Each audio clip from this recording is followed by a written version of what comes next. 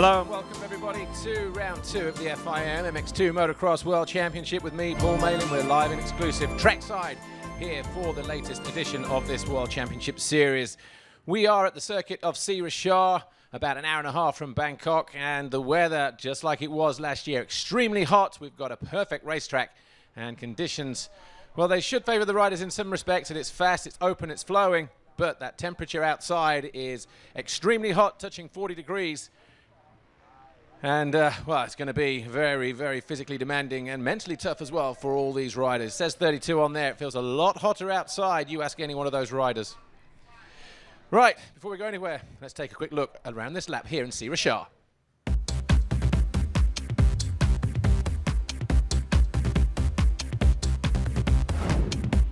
Hey, Christophe Charlier, MX2 class, Yamaha Factory Racing Team, Sriracha.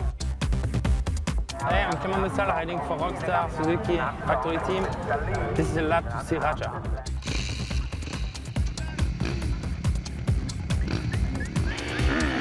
Clement Messal and Christophe Charlier then head uphill in the loamy dirt here through that fast sweeping left-hand turn that is turn 1. Eventually it turns through 180 degrees through a couple of singles, dropping down for the final time right into this bottom here. There'll be some big braking bumps throughout the day. Exit there onto a small plateau, and then immediately we go past pit lane, so about 100, 110 meters long, that straight into turn 3, this right-hander, banked from right to left over the single. This is the first big Monster Energy jump. It's a tabletop and a single, but most guys are getting over that, and that's almost about 33 meters long. Turn 4 is this left-hander over a single. Has a slight kick on it just before the riders get to the top, so as the day goes on, that'll start to dig out. Guys might be pre-jumping that. Out of the next right, over the step up in front of the grandstand, through this next right-hander. They push the takeoff of this jump 7 meters further away so the guys can get all the way down compared to last year. No one getting over that step down. Over the tabletop into the next left. There's a big dusty berm around there at the moment. A step down, like I said, very tricky through there.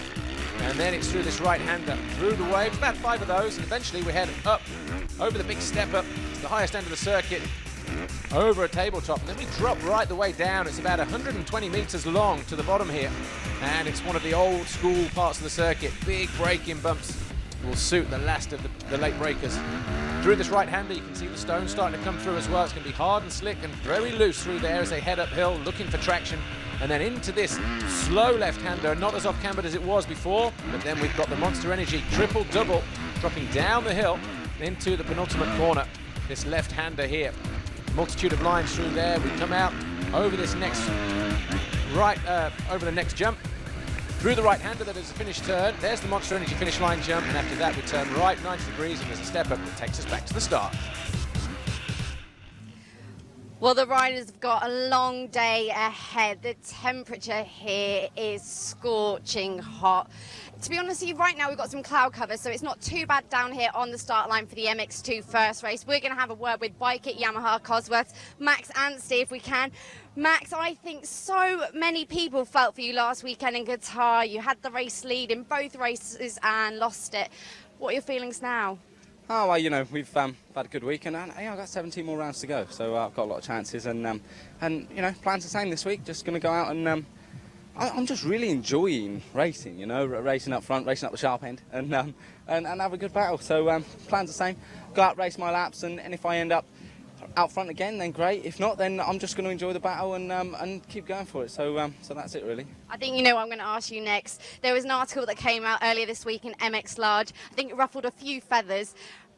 I know you. I know that the way it came out probably wasn't the way it was meant to be received. But what do you have to say about that? I said what I wanted to say. You did? He's confident. He wants that race win today. At the end of the day, I mean, I'm sticking to my plan and I'm going racing, and that's it. I'm just really enjoying it, being out here racing with the guys, and I think that's the most important thing. Can't thank enough the team, you know, Bike It, Monster Energy, Bike It Yamaha, and first time I've actually had to say it, so that's good. Yeah, Dixon, he's done a great job, and you know, again, same plan, just going to go out and have some fun. It's nice and warm today, so should be a good time. Thanks, Max. Good luck. Right, let's see the riders list. So here's a quick look at the circuit there, and we've just seen the GoPro. That's what it looks like in real terms. 1,550 meters long, uphill into that long sweeping. You see how it comes back on itself, almost 270 degrees in actual fact, through that first turn before dropping down through those 2 gravity points. But in practice sessions so far this weekend, as we look at the start list that determines the lineup, i.e. the qualifying race winner Dylan Ferrandis will take pole position for the first time this year. And Jeffrey Hurlings, though, took about 7 laps to get from 3rd to 7th, and then he was never really close enough to Dylan Ferrandis, apart from the last 3 laps. Ferrandis made a mistake or two that let Hurlings right in onto the rear wheel, and before you knew it, a mistake from Ferrandis again. Hurlings was through, but he responded within a couple of corners. In fact, the penultimate left-hander just at the bottom of the hill before the finish, he dived down the inside and took the line away from Jeffrey Hurlings and held on for the next 2 laps. So it was Ferrandis from Hurlings and Koldenhoff, who's riding very well on that Rockstar Energy Suzuki. Jordi Tixier had a quiet ride in 4th, but was never too far away. Max Anstey eventually came from 6th to 5th, but he was confident. I spoke to him this morning, and he said, you know what, I felt like I was closing on the top guys, and he's got a plan, just as you heard there on the pre-grid interview. Romain Fevre on the Wilvo Nastan Husqvarna factory machine came home in 6th position. Then it was Arnold Tonus, Alexander Tonkov, Petr Petrov on the Kimiya Yamaha, and Maxime Dupre on the JTEC machine, which is a Honda this year. And then after that, Alessandro Lupino, Valentin Guillot, Julian Lieber, and Jeremy Sewer, with Tim Geiser down in 15th. He fell on the first lap. So too did Thomas Covington, who finished 3rd in the second race a week ago in Qatar. And all eyes were on him, and maybe there was a little bit of expectation on him as well. Didn't make a great start. Like we say, he fell with Charlier and Geiser, and also Jose Boutron, and those guys were down the lower order before Covington fell again. Flipped it through the wave section, and he was lapped and was classified as 27th. So he's going to be somewhere over on the right-hand side of the gate. But the Fox hole shot is going to be one of those things that we're all keeping an eye on. Dylan Ferrandis, he was rapid up the start straight yesterday. That Kawasaki definitely got some legs. Jeffrey Hurlings, still not as invincible as we saw last year in 2013. Glenn Koldenhoff, fellow countryman from the Netherlands there, look on the Suzuki, riding the 259. He was also strong yesterday. Good bike underneath him with Suzuki. And there's 3 guys that could be mixing it amongst the podium, but let's not rule out the likes of Jordi Tixier, Max Anstey. Romain Fevre showing great form on that Husqvarna. He was 2nd here last year. Of course, that's him there, the 461 alongside the 99 of Max Anstey. And there's Jordi Tixier, the 911 Red Bull KTM Factory Racing, and his teammate, number 84, Jeffrey Hurlings. Coming into this second round of the series, Jeffrey Hurlings leads, courtesy of that 2nd and a 1st position a week ago in Qatar. He has 47 points to Dylan Ferrandis, who has 40. So he's just 7 points behind with a first victory of his career, winning the opening race of the year as well. 6th in the second moto, had problems with dust getting inside the goggles. It was real fine dust. So whether he dislodged the goggle or not, I don't know. But there is Livio Lancelot lining up as well. So Livio Lancelot was in the qualifying race as well. So once again, riding here amongst the guys. Alessandro Lupino, well, he is... Where's he in a championship, Lupino? Down in 14th at the moment, so he's looking to try and pick up some decent points here, get his championship right back on track. But we are almost getting ready to go racing. Very hot, very humid outside. 32, it said on the caption right at the beginning of the program, but it's more touching 35, 36, just like it was last year. Ingo Parch, our race director, has signaled for the 15-second board to go up. The Monster Energy board will turn to 5 any moment now. And this race of 30 minutes plus 2 laps will be underway, and we're getting ready to go racing here in Thailand. The heads go down, the clutches are going to get ready to drop as we pull back, and 1 or 2 guys trying to get a decent jump there.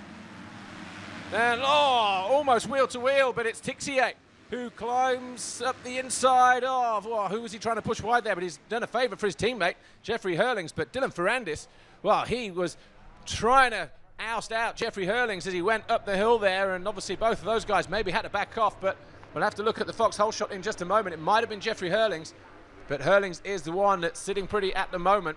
A little bit of water gone down on the track. There is the big jump that we're talking about. Tabletop single, and if you get over it, 1 or 2 riders though missing the braking zone and running around the outside of that corner yesterday, but Ferrandis right back on the rear wheel of Jeffrey Hurlings. So straight away, just like yesterday, we've got a battle on between these 2 guys. Hurlings from Ferrandis, Tixier there in 3rd place, Koldenhoff in 4th on the Suzuki, then it's Anstey in 5th, Tonus in 6th. Petrov in 7th position, Alexander Tonkov in 8th, Lapino 9th, Guillot 10th, Roman Fevre is in 11th, then it's Boutron, Pocock 13th, Siwa 14th, Lieber in 15th position as they head uphill through the waves. That's where Covington crashed yesterday, and he's not inside the top 20 at the moment, so that right-hand side gate pick that he was forced to have as a result of finishing 27th in the qualifying race, Thomas Covington not able to capitalize on that. Away we go then, up the hill. And out of sight, over the triple, double, dropping down towards the finish line area. And it's Herlings leading the way from the number 122 of Dylan Ferrandis. So Ferrandis very, very well placed at the moment as Herlings comes over the line for the first time. Just looking down on the list of riders, yeah, Thomas Covington obviously did go out and warm up. He was 12th in the morning warm-up session, so he'll be looking to do what he can here.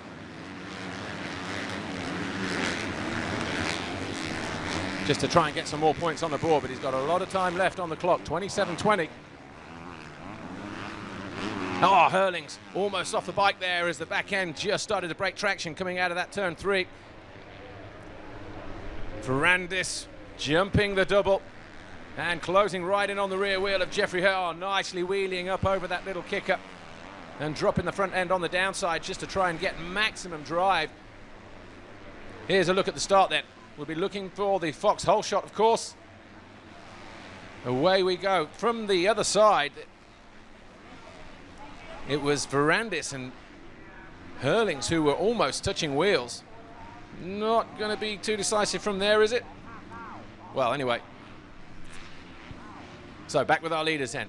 Herlings just here, number 84, stepping up to the top end of the circuit. Looked like he ran a little bit wider than he wanted to there. Ferrandis now Tixier in 3rd. So the 2 Red Bull KTM factory riders, Jeffrey Herlings, number 84 there, and Jordi Tixier, the 911, putting the squeeze on the 122 of Dylan Ferrandis on the Kawasaki CLS Monster Energy machine as Herlings launches himself down over the triple-double. It was pretty boggy in between 3 and 4 there yesterday with the water directly just before their qualifying race, but you see the track starting to dry out, the loose stones coming to the top, it's hard underneath and slick. Tyres for the riders really, more of an intermediate than anything else, although the KTMs running the Pirellis, the factory compound MT32 Sandcross tyre, always the way.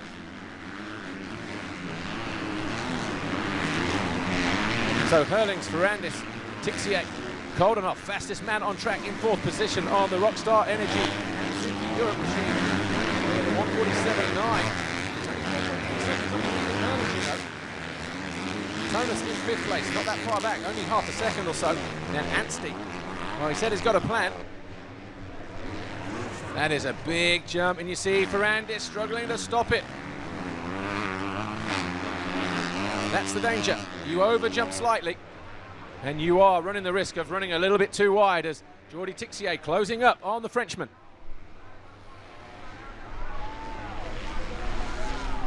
So absolutely nothing in it then between these two guys. Dylan Ferrandis now feeling the heat from Jordi Tixier, who dives down the inside on what is a perfectly watered racetrack here. Oh, and looking to go moving down the inside as well, the bottom of the hill. Into the right-hander through the waves. This is where Herlings found a way past the 122 of Dylan Ferrandis yesterday in the heat race. But Ferrandis, of course, biting right back. Jake Nichols from the Wilvo Forkrent KTM squad joins me now, and Jake Nichols, I know you're going to be only in here for a few minutes, but might just give you a good opportunity to see the racetrack in the condition that it's in at the moment as Jeffrey Herlings leads away from Dylan Ferrandis. Did you watch the start? Were you up around the first corner area? What was it like up there? Yeah, I caught the start, watched from behind the gate actually, and as of yesterday, the first sort of 15 gates you know, tend to be the favourite ones, but a few of the guys from outside managed to carry a bit of speed around, but yeah, to be sort of as expected, they get to put their force down the track too, but I think it's going to be good luck for a couple of rounds of this race. Yeah, it'll be interesting to see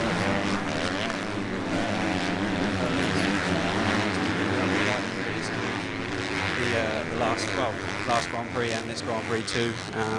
Just not revving the bike at all, which is pretty impressive because most of these fellas are absolutely revving the nuts off the things to get them going. So he's riding really good at the minute. Well, Hurling's obviously trying to pull away at the moment. He's 2.2 seconds clear, sets the fastest lap of the race, but conditions obviously pretty hot outside, just like they were last year. Some say it might even be cooler by a few degrees this year than it was last year. Is that right?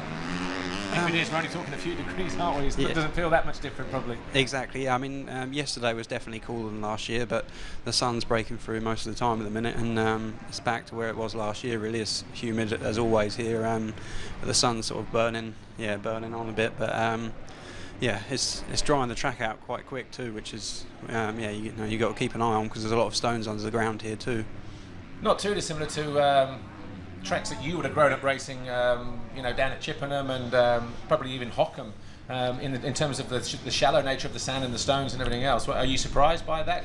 Coming out here to that. Of course, you were here last year. Yeah, I mean, when I was here last year, I was actually really comfortable straight away too, because, like you say, it's not dissimilar to the local dirt around our way, like Blacksall Pits as well. It's all sort of loose with stones. It's not really sand. A lot of people say, oh, you should be good in the sand, but it's not sand at all. So, yes, it's a nice track actually. There's a lot of hard bits underneath, but it's a real nice track. Oh. Thought he just got a wicked kick there, Jeffrey Hurlings, as he came over the line there, or over the on jump. But last week, Jeffrey Hurlings, Jake Nichols, wasn't his normal fiery self. That he's had a bit of a longer winter layoff. He's been struggling with a little bit of injury, just one season race at Hawkstone Park International. Wasn't able to come through like he did here last year through the field. But obviously, he's got to lay his marker down now, hasn't he? To say, hey, I'm still here, I'm still the fastest man, and it's down to you guys to come and catch me. He's doing a pretty good job out there at the moment, isn't he? Yeah, that's right. I think he struggled. He had a bit of a tough winter, obviously, with various injuries from last year and recovery period. But he's still himself. But I think everyone's just caught up a bit, and I think the other manufacturers have now caught up a bit too, which has made it a lot closer. KTM have dominated this class for a long time now, and everyone's just getting a bit closer. And also, when you see Jeffrey riding, but also in the pits, he's quite a big boy now. He's not the little sort of scrawny fella that he was. So he was 15 when he first came in. Exactly, yeah. And the likes of myself, I was sort of 20 then, and I was like, oh yeah, well, he's getting out of the start because he's a small fella and the rest of it. But he's not he's big compared to someone like Dylan Ferrandis. So I think that comes into it too. But he's just put a lap time in sort of second half quicker than anyone else. So he's definitely feeling it today. Well, let's just give you a quick rundown then as Jeffrey works his way round towards the finish line area. At the end of lap 3, it was Jeffrey Hurlings from Dylan Ferrandis. That's him coming down in green now on the Kawasaki. Jordi Tixier behind him, and then Glenn Koldenoff all the way over to the left here. Then Max Anstey in red on the 99. Tonus, Tonkov, Guillaume, Fevre and Lupino. Petrov was 11th, Boutron 12th. So the normally fast starting Spaniard buried down the order. Pocock is 13th, then it's Lieber, Geiser, Covington now in 16th. Christophe Charlier, another rider who fell on the opening lap yesterday in the qualifying race and didn't get the best pick off the line. He is in 17th, and it's Jeremy Sewer, Luke Steik and Magny Klingsheim in 20th position. New team for you, Jake Nichols this year, of course, Wilvo Fortbred KTM that used to be, and still is run actually by Steve Turner, but how are you settling in there? And obviously you're a rookie in MXGP this year now. How are you finding the bigger bike and how are you finding the competition? I know you're riding with a bit of a handicap as well with that back injury. Yeah, I mean, it's been a relatively tough start to the season compared to the likes of last year where I'd won a pre-season international and came in with a load of confidence. And this year last week was my first race of the season and I haven't been able to spend much time with the team because I've done my own thing back in East Anglia this winter, and then we went down to Spain for a couple of weeks of riding, and on the second day I crashed and injured my back. So sort of struggled for team bonding, if you like, but we're all getting on really well and got a new mechanic, and it's going really good. Well, talking of your mechanic, had a bit of an incident, didn't he, on Friday? Yeah. By both mechanics. Yeah, they were a bit unlucky, I think. They're leaving the track absolutely knackered after a long old day of building the bikes up, and then got pinched between a lorry and a hard spot on the road, and next thing I know they're down the ditch. But they're all right. The car's not, but yeah, they're all right. So, but no, he's a good bloke. I'm getting on really well with him, and it's like I said, it's been a tough start to the year, but I got 10 points last week, which I was absolutely over the moon with, considering I hadn't rode for 3.5 weeks. And you know, I'm going for the same this weekend.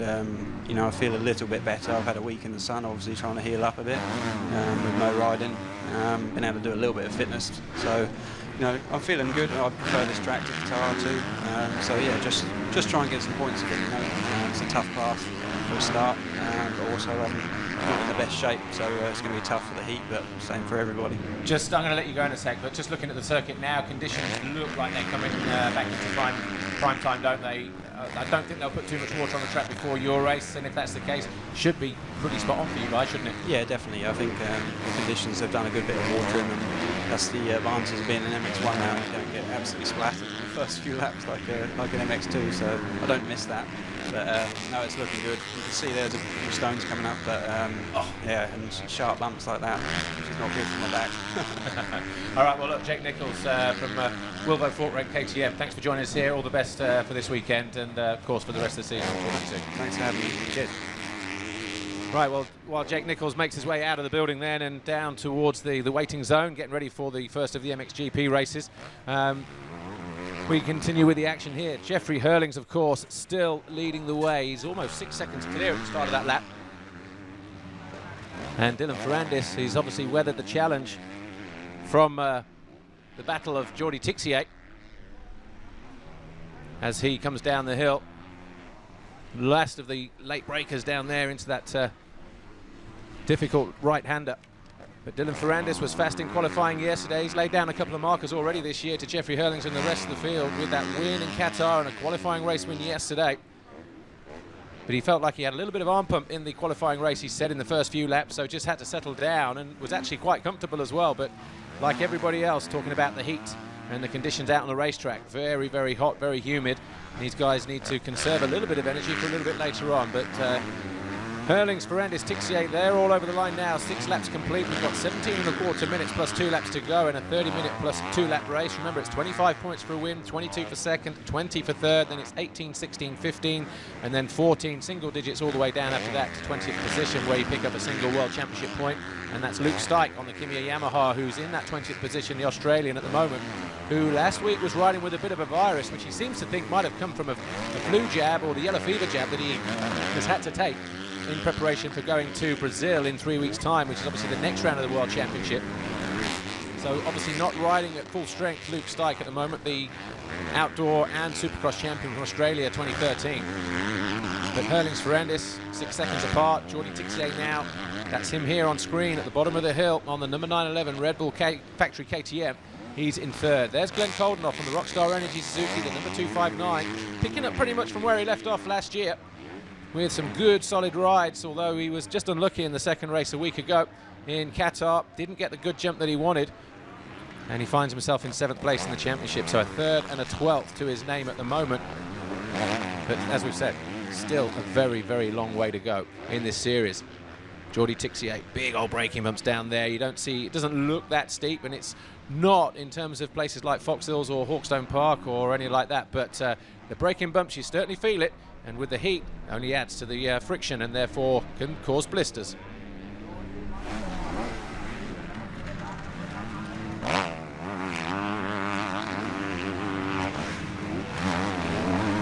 Jeffrey Hurlings already over the line, 7 laps completed for him as we look at Lydia Lancelot. So she's out of the points at the moment. That's probably her goal, the former Women's World Champion on the 114 Racing Kawasaki. But Dylan Ferrandis there second. Ooh, there's Tixier right on the left-hand side as he landed off that jump. Almost bottomed out a little bit there, coming through the start line area. So there's Tixier, and Coldenoff, I think, you know, is closing and keeping Tixier honest as Hurlings doing the disappearing trick, still more than 6 seconds clear of the rest of the field and still getting over that. In fact, yesterday, his first attempt at that, he landed so far past the corner that I thought he was going to try and land in Bangkok. Went straight on across the infield, had to rejoin the track in the opposite direction at the bottom of the hill, and such was the speed that he crossed the bottom of that racetrack area. Very lucky not to go down, Jeffrey Hurlings, in that moment. But he's doing a great job here, getting a good start. He said after Qatar that they're going to have to work on the bike, and he was one of only maybe a handful of riders that did go back to Europe after the Qatar round. And he's been able to ride. They've got practice mechanics out there as well in Belgium. So he might have been able just to test a few things. Who knows, maybe even brought a few spare parts over with him this weekend that might have enhanced getting out of the start, because that seemed to his problem last week. Two reasons really, maybe just not the power that he wanted, and also getting boxed in by the Kawasaki's of Tonus and Ferrandis in both races. So making light work of the start though this time around. As we look at the riders on the bottom of the screen, here's Hurlings, and sorry, there's Ferrandis and Tixier, and Koldenhoff still there in 4th position. Max Anstey getting a little bit loose. In red at the bottom of the screen, number 91, happy to be racing again, he says at the moment. And he's got Tonus with him. Tonus came out of nowhere in Moto number 2 last weekend in Qatar to challenge Jeffrey Hurlings for what could have been an almost win for him. As Tonus comes over the line now on the CLS Kawasaki Monster Energy machine, he is in 6th position. Tonkov in 7th. Landing a little bit too far over on the left-hand side there as they come over the Ippon jump. Hurlings was so fast through that first turn yesterday, holding a very tight line, kept wheels in line, he wasn't drifting too much on the gas. 3rd gear for him on that factory KTM, and then dropping down through the 2 singles. So 13 minutes plus 2 to go. There's Tonus, he's still in 6th position. Alexander Tonkov on the, he's the lead. Wilvo Nastan, Husqvarna factory rider at the moment, in 7th. His teammate is in 11th position, the guy who was twice second here last year, picking up his 2nd consecutive podium in MX2. And Roman Fevre, he's down behind Petar Petrov on the Kimiya Yamaha. Jose Boutron on the KTM Silver Action Machine is in 12th position. Mel Pocock on the HM Plant KTM is in 13th. 14th is Christophe Charlier on the factory Yamaha, as Koldenhoff looks to go around. He gets good drive on Tixier, so from out of nowhere, Glenn Koldenhoff moves himself into 3rd place, and Tixier is going to have something to say about that as they come down the other side of the hill, surely.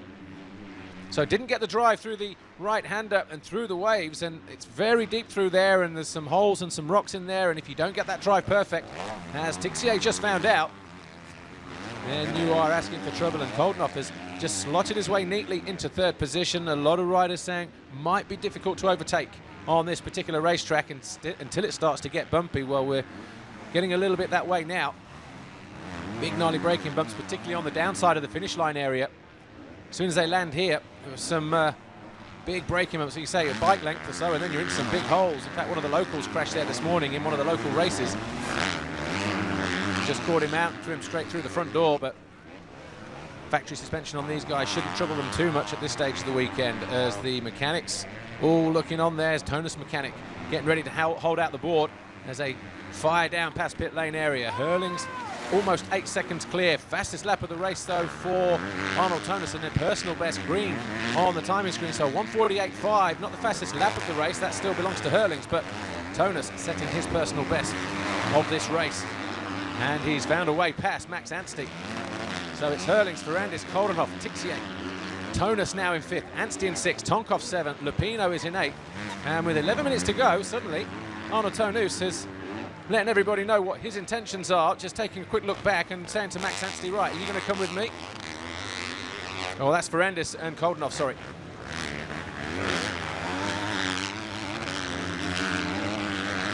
So Koldenhoff all over the back of Dylan Ferrandis. Is he going to be a repeat move at the top of the hill here? Koldenhoff on the right-hand side as we look at it. Ferrandis takes a look. He's going to run the Suzuki wide. Nothing wrong with the power of that Suzuki. Rockstar Energy boys. His 2 teammates of the number 33, Julian Lieber, down in 16th position, and Jeremy Seward, number 91, in 18th position. So the lead rider, and the reason why he was signed by Suzuki in the first place, Glenn Koldenhoff, he's there in 3rd place, going after the green CLS Kawasaki Monster Energy machine of Dylan Ferrandis in 2nd, but no one a match at this stage for Jeffrey Hurlings on the Red Bull KTM factory machine as he streaks away. 10 laps complete, these guys coming over the line now. So a last lap of 49.3 for Jeffrey Hurlings, a 50.2 for Dylan Ferrandis, as this circuit drying out and coming to the riders all the time. But the one rider we need to keep an eye on, probably Arnold Tonus in 5th position. How far is he behind Jordi Tixier? What about a second? And last time around it was a 49.5 compared to a 55. So on that pace, Tonus will be all over the back of Tixier in the closing lap here. Now you can see him just off the back of this group of riders, all the way along the left-hand side. Oh, the back end getting out from underneath the 259 of Glenn Koldenhoff. Has to react. There you see the green Kawasaki of Tonus. So Tonus meaning business here. He could be knocking on the door for a podium, you know. What is he, 3 seconds down on his teammate, who's here now, front of shot, 122, Dylan Ferrandis, who wants to win races. He wants to win a world title. He wants to definitely show Jeffrey Hurlings a rear wheel or two throughout the season when it comes to checkered flag time, that's for sure. But look at the speed of Tonus here. This Kawasaki is definitely working well, but he just runs a little bit too wide. Has to do it all over again, but Koldenhoff not able to get around the outside of Ferrandis that time coming up the hill. But Tixier, he's the sitting target at the moment. Not able to go with Ferrandis and Koldenhoff here. That's him there, 911 on the Red Bull KTM machine, the Frenchman. Former 125 European champion, of course. Behind these guys, Max Anstey still in 6th place, about 3 seconds further back. Tonkov still 7th, Lupino 8th, Guillot 9th. On the standing construct KTM, Romain Febvre is 10th now, Petr Petrov is in 11th, with Boutron 12th, Charlier, Pocock 14th, Geiser 15th, Lieber 16th, Covington 17th, Sewa 18th, Klingsheim and Luke Stike still down there, rounding out the top 20. Pretty wide racetrack here. But the inevitable happens. The guys go for the normal race line. That gets bumpy. Then you start having to look for different lines. But that straight past pit lane area was very choppy last year. And I'm glad to see that they've kept it that way as well for the race. That will certainly sort these guys out as the weekend goes on. But Hurlings almost 11 seconds clear. And definitely showing everybody that he means business now at this second round of the MX2 World Championship. Takes a long look over his shoulder as he hits that step down. Back marker just there. And then here's the battle for second. Dylan Ferrandis on the green Kawasaki taking a look over his right shoulder, sees the yellow Suzuki of Glenn Koldenhoff, who launches past the Frenchman. He's going to have to go around the outside and manages to put the squeeze on Ferrandis, and he makes that pass stick and goes into second. So we've got two riders of the Netherlands in the early hours of the morning. The fans back home are what, around 7:30 or so, will be jumping up and down as, big pitch there. The body language of Koldenhoff at the top of that hill. That's where Tixier crashed last year on the opening lap. So Koldenhoff, been out here all week, training at the hottest point of the day, going running and doing all as much as he can in terms of using gyms and that kind of thing, and it looks to be paying off for him on that Rockstar Energy Suzuki. As Dylan Ferrandis now drops to 3rd position alongside a wayward local guy. Can't quite read the number on the back of his shirt there, but anyway, Dylan Ferrandis over the line now in 3rd behind the yellow Suzuki of Glenn Koldenhoff. So we've got about 6¼ minutes plus 2 laps to go. Jeffrey Hurlings is still more than 11 seconds clear of Glenn Koldenhoff now. Ferrandis is 3rd, Tixier 4th, then it's Tonus, Anstey, Tonkov, Lupino, Guillot and Febvre.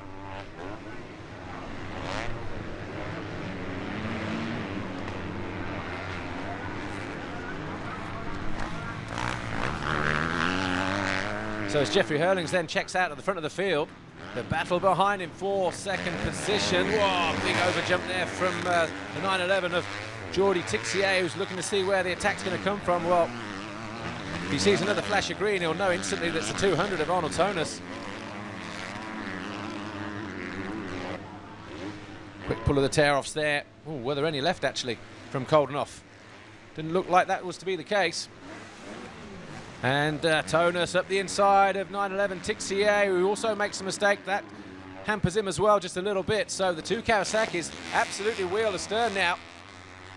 And I said before, maybe 2 laps ago, Tonus looking at the potential of being on the podium. Well, he finds a way past his teammate Dylan Ferrandis with 5 minutes to go or so, and that's him on the podium going after the yellow Suzuki of Glenn Koldenhoff for a potential 2nd position. So all looking good, not just for the Kawasaki's, but also Arnold Tonus in particular.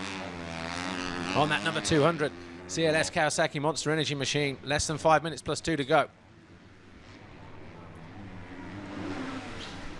Dropping down as Tonus makes a move and almost parks himself in the rut. But he was hard on the brakes, found a way neatly down the inside of Dylan Ferrandis. So it's going to be, after 13 laps here, Jeffrey Hurling's leading the way on the Red Bull KTM. The Rockstar Energy Suzuki of Koldenhoff is in second position. The number 200, the lead green Kawasaki here in third place of Arnold Tonus, ahead of his Monster Energy CLS Kawasaki teammate, Dylan Ferrandis, in fourth position. And then it's Jordi Tixier just losing the toe in fifth position here. A little bit further back to the tune of about 5 seconds now. Max Anstey on the bike at Cosworth Yamaha, he's in sixth. Tonkov is in seventh. Lupino, Guia and Febvre still there, knocking out the top 10.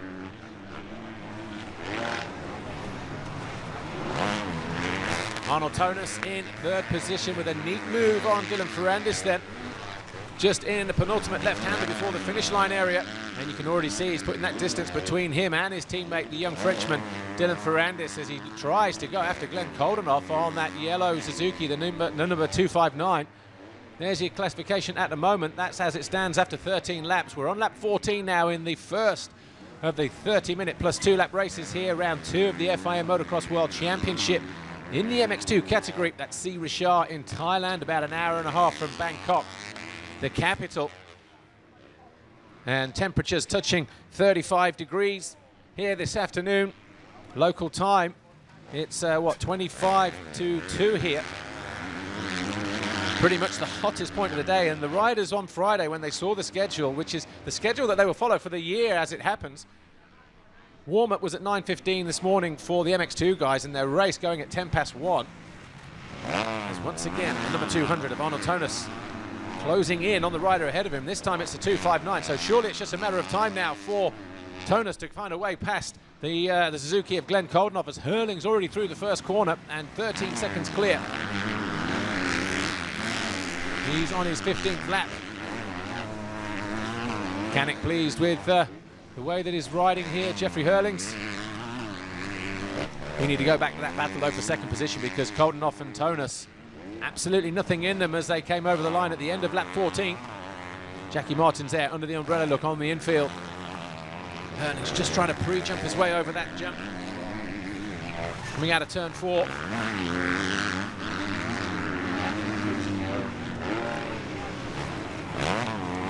Dropping down nicely. Looking for smooth lines all the time, Jeffrey Hurlings. With 2 minutes to go, plus 2 laps, Hurlings leads them. 14 laps complete. Koldenhoff is in second, 12 seconds further back. Tonus all over the back of him, though, in third, unless he's found a way through while we've been following Hurlings here this last lap. Ferrandis is fourth, Tixier fifth, Anstey is in sixth position. Seventh is Alexander Tonkov, eighth is Lupino, ninth is Roman Febvre now, pushing Petrov down into 10th position. Then, well, there's the battle for second position, so it's still Koldenhoff and Tonus almost off the back in a replica move that saw Tom Covington in the qualifying race flip through that particular part of the circuit. So Petrov is 10th, Valentin Guillot is in 11th, as we focus on the 259 in second of Glenn Koldenhoff. Got its hands full the last couple of laps, that's for sure. Guillot is 11th, Charlier 12th, Geiser 13th, Boutron 14th, Julian Lieber 15th, Mel Pocock is in 16th position on the HM Plant KTM. 17th is Thomas Covington on the Monster Energy Kawasaki. And then it's Jeremy Siwa, Rockstar Suzuki, Magna Klingshine bike at Cosworth Yamaha, and then Ki Yamamoto for the Honda Garibaldi squad, the Japanese rider riding in the World Championship for the first time alongside Tim Geiser. He is on the verge of picking up his first point, so we've lost Luke Stike out the back there.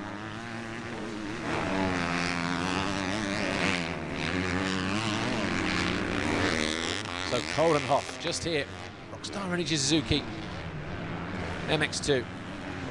Dancing his way down past the pit lane area. There's Tonus, there's the 122 Dylan Ferrandis, who's looking to have another shot at this here, trying to find a way back past his teammate. That is a big old leap there, isn't it?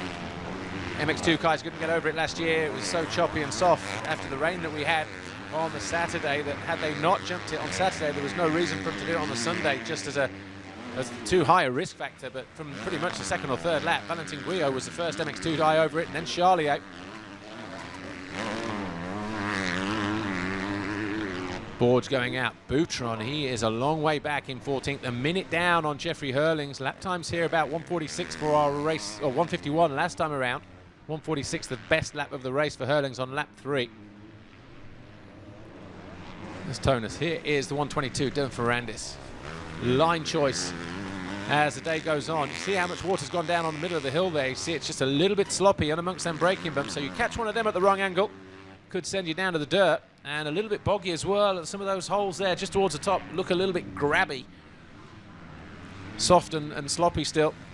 As Tonus, look at him utilising the track from one side to the other, getting out of the ruts, landing nice and clean. You see the difference between him and Ferrandis there. Ferrandis having to jump short, and it was just a slightly cleaner lap or landing for Tonus there. So the 2-lap board has gone out then. Jeffrey Hurlings, Red Bull KTM Factory Racing. He is in a great position here. He made no mistake getting himself towards the front as they came up around the first turn. And he's now 10.8 seconds clear. It's not the 30-odd seconds that he dominated by last year, but hey, he's, like you said, he's not riding at full strength at the moment. So if that's the damage he can do, riding at, what, 80%? Well, we know what he can do when he's 100%. What, Tonus? Is he running out of time here? Ferrandis getting the better drive around that left-hand turn. Around in turn 4, this is turn 5, stepping up into turn 6 in front of the grandstand. And then heading back down in the opposite direction through the valley. Ferrandis going after his teammate. There's Coldenhoff. He's going to be more than pleased with that. Got his boss coming in for a few moments in MXGP race 1. Thomas Rams back up. Be interesting to hear what he says. His other riders, Jeremy Seawer down in 19th and Julian Lieber down in 15th position. Mel Pocock dropping down now to 16th position. But at the sharp end, it's Hurlings, 11 seconds clear of Glenn Coldenhoff, just there, going out of shot now on that yellow Suzuki. Tonus there in green on the Kawasaki, he's in third, the number 200. Then it's Ferrandis, Tixier, Anstey in 6th, Tonkov 7, Lupino 8, Febvre 9th, Charlie 8 is 10th. Valentin Guillot is 11th, Tim Geiser 12th. Boutron has climbed a position to 13th. And then it's Petr Petrov, Julian Lieber, Mel Pocock in 16th, Covington 17th, Klingsheim 18th, Jeremy Seawer and Ki Yamamoto still rounding out that 20th place. And the final point scorer as it stands, as these lead riders head out on their final lap here. Hurling's just backing off. 9.4 seconds clear. He knows he's got a little bit in reserve here. Picking the front wheel up. Will he just single? No, goes for the double. And parks it nicely. Look at him just trying to get over that pre-jump, over the top, jumping before the crest of the hill. Going to be a tense final lap for Glenn Coldenhoff here on the yellow Suzuki in the red top there. As Arnold Tonus, who's fought his way through in around about 6th position, finds himself closing down, and another long look over the shoulder of the 259 Glenn Coldenhoff. Don't want to be doing that too much. Back marker just ahead, that might be Yamamoto. Yep, so the Honda Garibaldi rider riding out of Japan. He's some pretty top brass here this weekend as well, not just for those guys, because guys are running a full factory HRC machine. Well, looking back for our winner or race leader at the moment, Jeffrey Hurlings. Hopefully he'll just be popping over the hill any moment now. Well, there's Klingsheim, he's down in 18th place. Checkered flag being readied though. See the 1-lap board just there. We seem to have lost our Jeffrey Hurlings, our race leader. Well, that's Anstey. Here he is. Next rider coming over the line now will be Jeffrey Hurlings. He takes the checkered flag. He lights the candles, and it's a victory here for Jeffrey Hurlings. So 2 wins out of 3 now in motos for Jeffrey Hurlings. Coldenhoff over the line in 2nd. A great ride for him. And Tonus comes through in 3rd. As the riders are led down off the circuit, we will grab a quick word with Jeffrey Hurlings. And it'll be interesting to hear what he has to say, but great race for Jeffrey Hurlings. And he picks up another 25 points. Here we go. I guess after that race, you're going to be feeling much happier. Yeah, definitely. You know, pulled a way better start, and I could really cruise and not make any mistakes and ride smart. You know, I didn't push all the way because, you know, going to be a long second motor with this heat, so try to stay calm and hopefully have a good start second motor and take this home. Well done, Jeffrey. I'll let you go and cool off. Yeah, the paddock area here at C. Richard, they'll get to that where you see Max Anstey just down there. They'll turn right, head up, a load of easy-ups tied up together, and there's a big air-conditioned cooling area where the guys can chill between motos. But Jeffrey Hurlings wins race 1, Coldenhoff second, Tonus third, Ferrandis fourth, Tixier, Anstey, Tonkoff, Lapino, Fevre and Charlier, your top 10.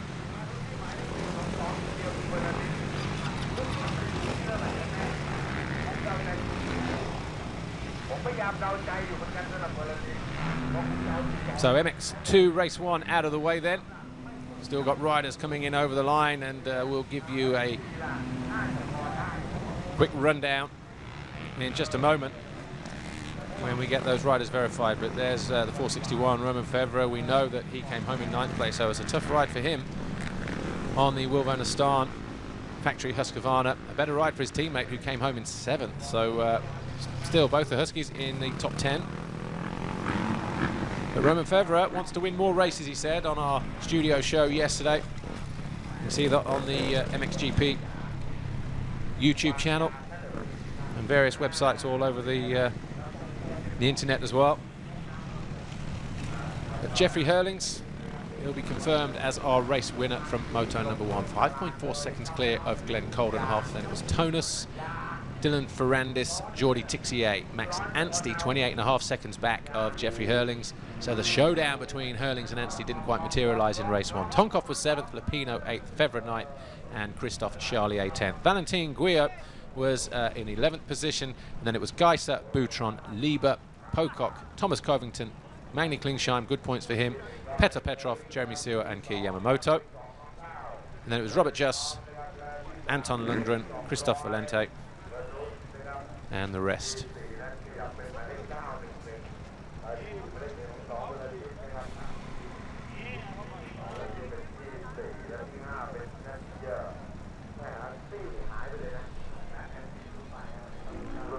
Championship looks like this in MX2 then, after 3 motos. Hurlings leading the way, as we pretty much expected at this stage of the championship, but it wasn't easy for him a week ago, remember. So he's on 72, Ferrandis on 58, Tonus on 53, and then it's Coldenhoff, Fevre, Tonkoff, Tixier, Boutron, Geisser, and Charlier. Anstey moves up a few positions as well with those points in that race. Obviously, he was leading 2 motos last weekend, had a mechanical in Qatar in race 1, and he stalled the bike whilst leading in race 2. Either way, it should have been a win at least one of those races. At best, it should have been an overall Grand Prix victory for the youngster from the south of England.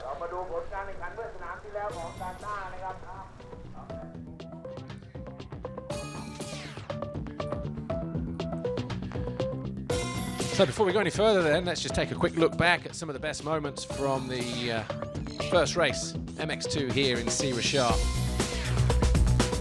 Smiling Antonio Cairoli, look, getting ready for his race. Julian Lieber and Mel Pocock duking it out on the lower end of the field early on. In fact, we'll just sit back and enjoy some of these images.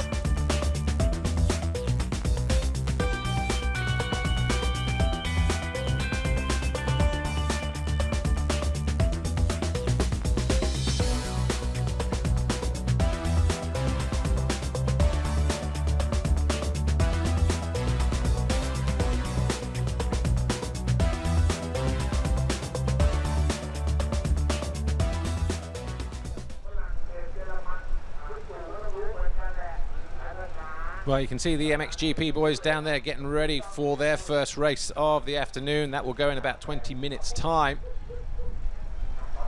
which will be 2:10 here locally in Thailand. If you're watching in Central Europe, I think you're, what, 6 hours behind us here, and we are 7 hours behind in Great Britain. Then of course we've got viewers in the US as well. They're even further back. So a slightly bigger crowd than we had here last year, out in the hills, coming better prepared. But let's just take a look at the manufacturers' standings. KTM leading the way on 72, Kawasaki second, then Suzuki, Husqvarna, Yamaha, and Honda down in 6th place at the moment, after 3 motos raced in 2014.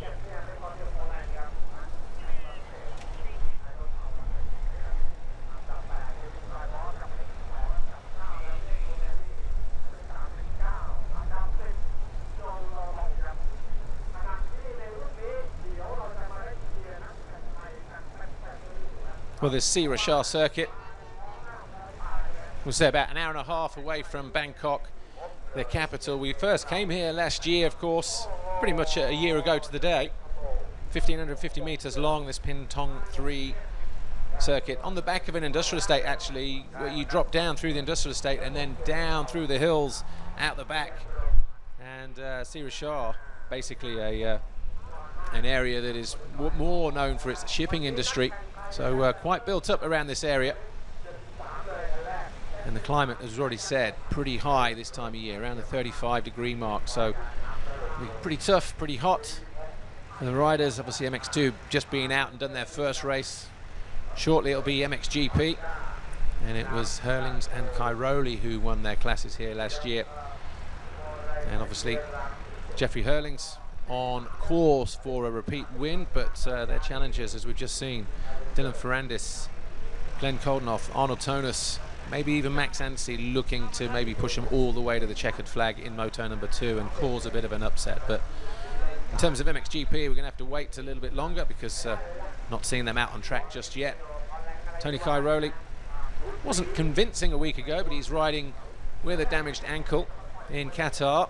He was only able to run for the first time on Thursday this week, so he suddenly finds himself maybe feeling a little bit better coming into this weekend. He likes the track, says it's one of his favourite on the calendar as well, so it'll be interesting to see how he gets on in this first race. A lot of it will come down to the start, and the rest of it will be your physical condition, how you've prepared yourself for the race, for the heat, the humidity, because a lot of the areas where the riders can relax and where the logistics people are hanging out, they're able to sit in air-conditioned units, but as soon as you step out, it is literally like jumping into a sauna.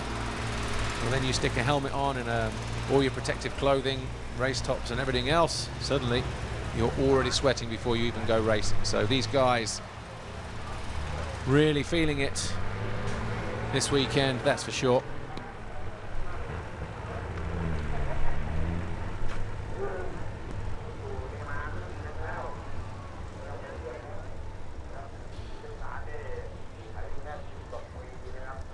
In terms of the championship, before we came here, of course, Jeffrey Hurlings was leading the way. He's extended his lead over Dylan Ferrandis this weekend, but I think Ferrandis has just dropped down as Tonus moves up, but we'll bring you the point situation again at the start of race 2. And of course, where we are, this part of the world, there's a few Aussies knocking around, a few Kiwis, and we are obviously pleased to have those guys with us.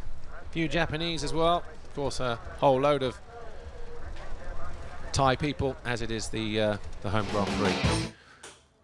Well, we're getting ready to leave here very, very briefly.